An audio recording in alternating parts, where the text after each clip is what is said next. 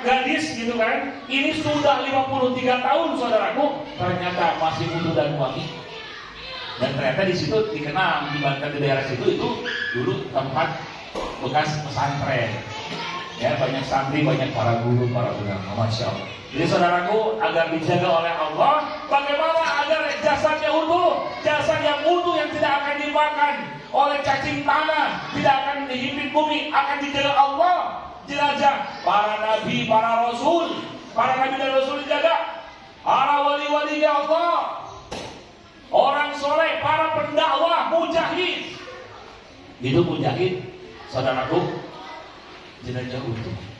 Saya sering saya sampaikan ketika saya ibadah umrah dan haji, ketika kita pas akan ziarah ke Jabal Uhud 2012 atau 2013 kurang lebih. 2012-2013 saudaraku di Jabal Uhud itu ada banjir bandang. Ada banjir bandang saudaraku, banjir gitu kan. Nah ketika banjir itu apa yang terjadi? Ternyata di makam syuhada Uhud, di situ ada 70 makam syuhada Uhud, ada 2 jenazah yang ke atas, kakinya ke atas nomor 2 jenazah saudaraku. Itu ulama di sana kaget pas dicek ternyata ini jenazahnya gitu kan. Ya, ada yang pertama jenazah paman Nabi tercinta Sayyidina Hamzah, ya, singa padang pasir, masya Allah. Sayyidina Hamzah itu karena pas dibuka oleh para ulama, dicek semua karena melihat, gitu ya, melihat saudaraku dadanya terbelah dan kupingnya juga sobek, saudaraku ya.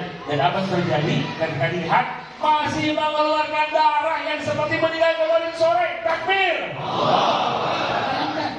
Utuh wangi kasturi, darahnya masih ada yang mengalir, bayangkan saudaraku. Ya, satu lagi sahabat Nabi tercinta, gitu kan, yang satu dikali Sayyidina Hamzah. Karena memang Sayyidina Hamzah itu, saudaraku, ketika syahid ketika perang Uhud. Ya, di perang Uhud itu ketika istilahnya dendam dari orang-orang kafir Quraisy karena kalah di perang Badar. Kalah di perang Badar, akhirnya apa? Sayyidina Hamzah membunuh ayahnya Hindun di perang Badar. Nah, Hindun ini benci dendam. Akhirnya Hindun ini langsung menyuruh kepada budaknya namanya Wahsy. Ya, Wahsy itu jago tombak, berlatih. Wahsy, kalau kamu bisa membunuh Hamzah, aku bebaskan kamu jadi budak dan aku berikan harta yang banyak. Wah, ini diberikan itu syarat itu ya oleh Hindun. Dan apa terjadi ketika sudah lengah, ya ini luar biasa peperangan itu, saudaraku, masya Allah ya, di peperangan di Uhud itu, perang Uhud. Ketika pas lengah ya, sebenarnya perang itu sudah menang saudaraku. Perang itu sudah menang. Semua perang di dalam perjuangan Nabi dan para sahabat semuanya, Khulafaur Rasyidin, semuanya kemenangan Allah, jaga kemenangan. Menang. Termasuk perang Uhud pun menang.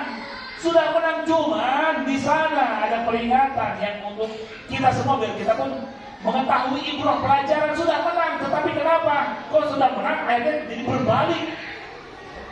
berbalik kalah gitu. Kenapa? Nah, karena tidak taat kepada Rasul yang mulia. Pasukan pemanah yang di Jabal Rumah itu tidak patuh. Jangan kemana-mana kata Nabi. Apapun yang terjadi kepada pasukan pemanah di atas 30 orang di Jabal Rumah, ada Jabal Uhud saudaraku. Jabal Uhud itulah Jabal Uhud disebut gunung yang satu-satunya gunung. Jabal Uhud, Jabal itu gunung gitu kan. Uhud itu satu. Karena memang berpisah dengan gunung-gunung lainnya. Dan itu adalah gunung surga. Jadi insya Allah kata Nabi, siapa yang melihat Jabal Uhud nanti insya Allah Jabal Uhud akan ada di surga Allah Subhanahu Wa Taala. Semoga kita semua nanti melihat di surga, amin. Jabal Uhud. Itu saudaraku, itu Jabal Uhud, masya Allah. Saudaraku, itu luar biasa. Jangan kemana-mana. Ternyata kita sudah menang. Pasukan kaum muslimin melawan orang-orang kafir Quraisy sudah menang. Wah, sudah menang. Itulah disitulah ujiannya dunia, ujian ketaatan.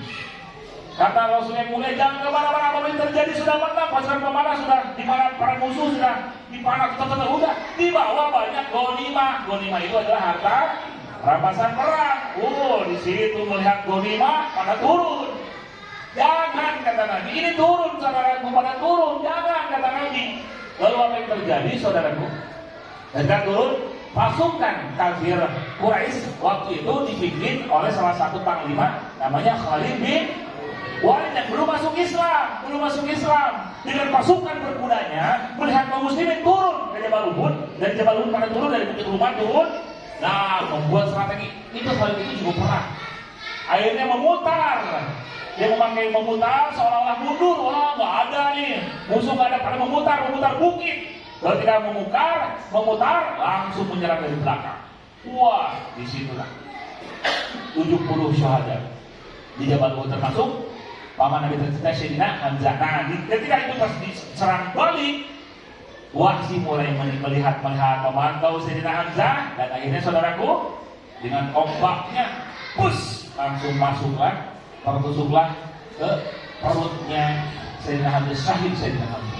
Disolatkan sekitar 70 kali oleh Rasul yang mulia, dan Rasul pun giginya tanggal, terus berdarah harus dibawa ke atas oleh para sahabat. Masya Allah, saudaraku.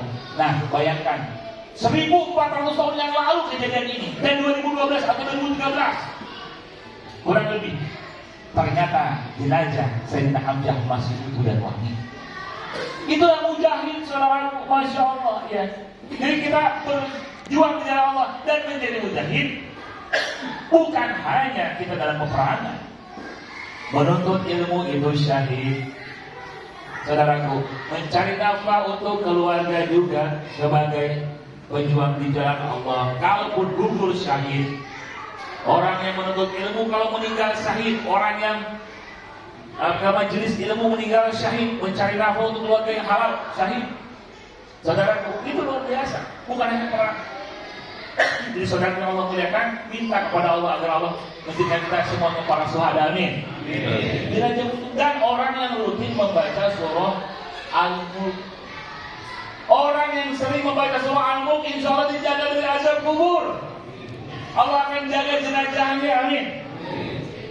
Makanya saya tiap malam jangan lupa baca surah Al-Mulk 30 ayat, saudaraku. Ya, saya mengamalkan siap.